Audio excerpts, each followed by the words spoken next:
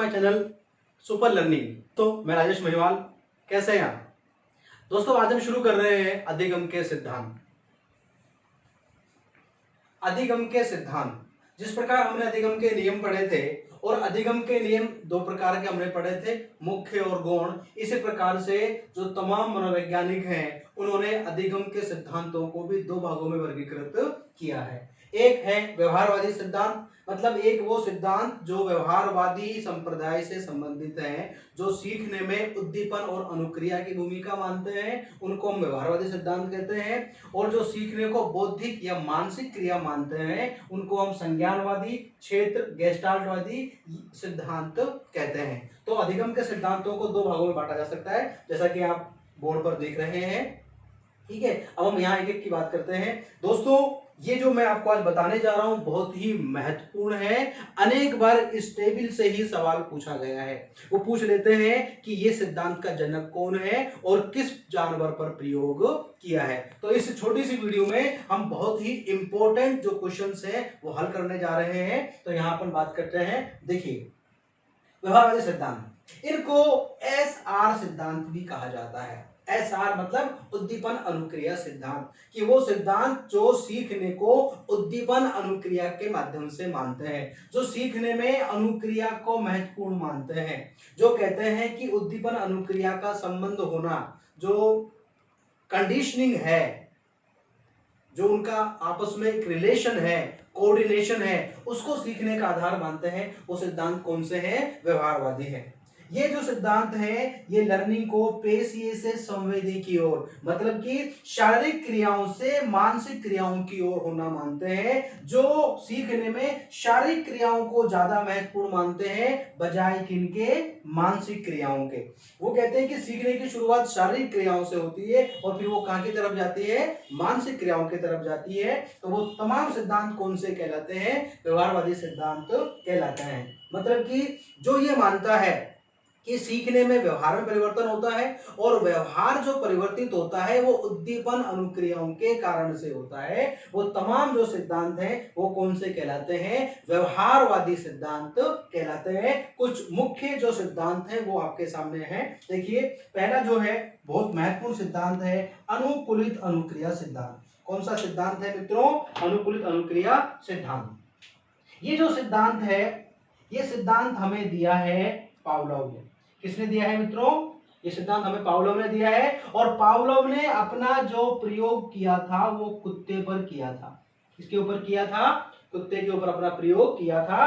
तो बहुत महत्वपूर्ण है कि सिद्धांत किसने दिया था और वो प्रयोग किसके ऊपर किया था। उसके बाद में अगला जो सिद्धांत है, यहां पर भी अनेक बार सवाल पूछा गया है, प्रयत्न और भूल का सिद्धांत। ये सिद्धांत हमें किसने दिया है? ये सिद्धांत हमें दिया है थॉर्नडाइक ने। अमेरिका के जो मनोवैज्ञानिक थे ये थॉर्नडाइक, उन्होंने दिया है। और थॉर्नडाइक ने जो अपना प्रयोग किया था वो किया था बिल्ली के ऊपर।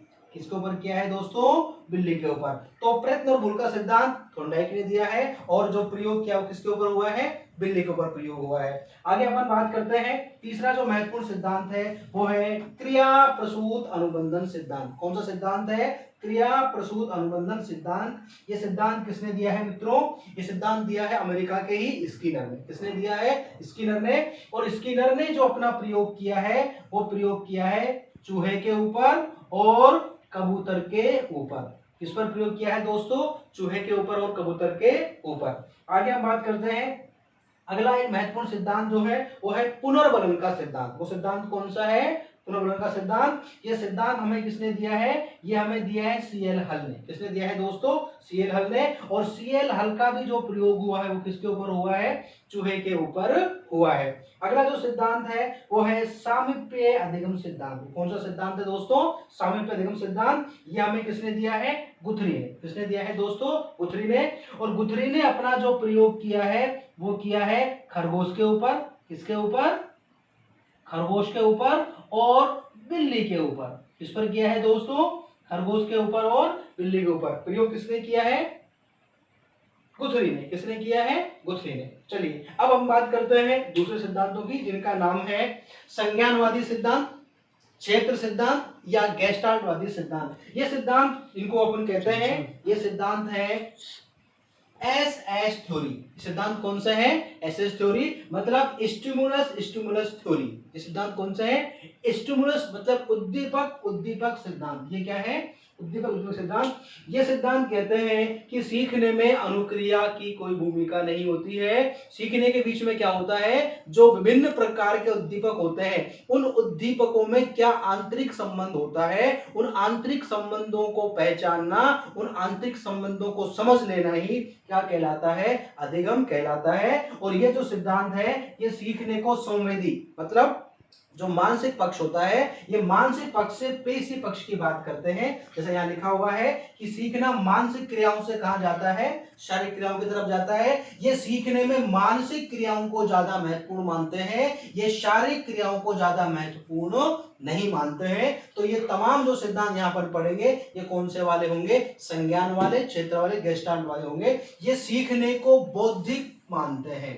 सीखने को क्या मानते हैं? बौद्धिक मानते हैं। सीखने को ये मानसिक पक्ष से संबंधित मानते हैं।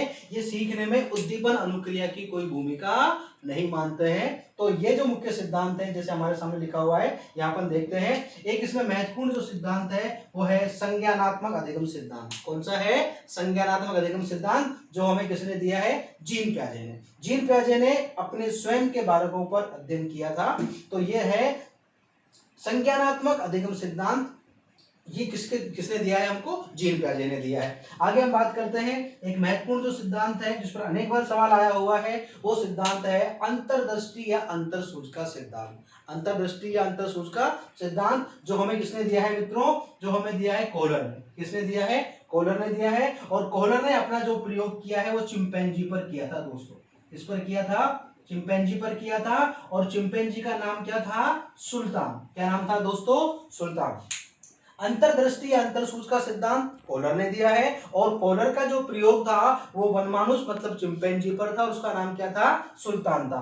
आगे हम बात करते हैं एक और महत्वपूर्ण सिद्धांत जिस पर आजकल बहुत सवाल पूछे जा रहे हैं, वो है कूट लेविन का क्षेत्र अधिगम सिद्धांत। क्षेत्र अधिगम सिद्धांत का जनक कौन है? कूट लेविन है। कौन है मित्रों? कूट लेविन। ठीक है, ये हमें याद रखना है, आजकल बहुत सवाल आ रहे हैं इसके ऊपर। क्षेत्र अधिगम सिद्धांत, कॉग्निटिव फील्ड थ्योरी। क्या क्या उसका नाम है? Cognitive field theory. उसका जनक कौन है? कूट लेविन है। ये हमारे लिए महत्वपूर्ण है। आगे पिछली कुछ परीक्षाओं में आप देख रहे होंगे, आपने एग्जाम दिया है या आप पुराने क्वेश्चन पेपर उठाने देखेंगे, बांडुरा के सामाजिक अधिगम पर भी खूब सवाल बन रहे हैं आजकल। तो बांडुरा का जो सिद्धांत है उसका नाम है सामाजिक अधिगम सिद्धांत, सोशल लर्निंग थ्योरी। ठीक है ना, इसे यहाँ पर प्रेक्षण अधिगम सिद्धांत भी कहते हैं। ठीक है, ये जो सिद्धांत है ये हमें किसने दिया है? अल्बर्ट बांडुरा ने दिया है। और बांडुरा ने अपना जो प्रयोग किया है वो डोल पर किया है।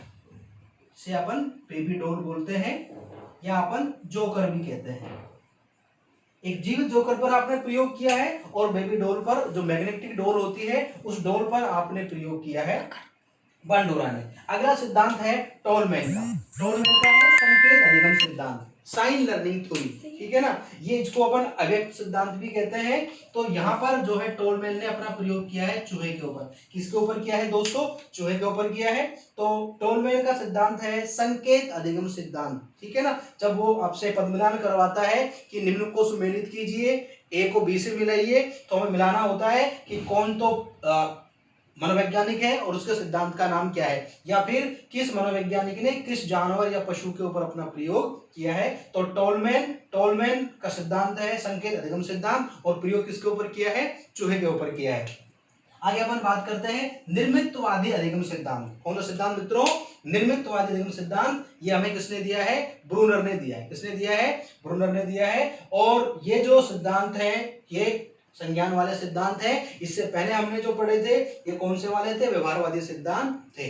तो दोस्तों ये वीडियो आपके लिए बहुत ही महत्वपूर्ण, बहुत ही उपयोगी साबित होने वाली है।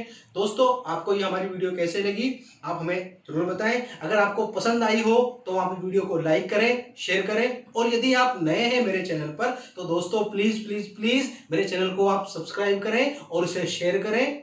और जल्दी ही मिलते हैं आप एक और नई वीडियो में। तब तक के लिए नमस्कार।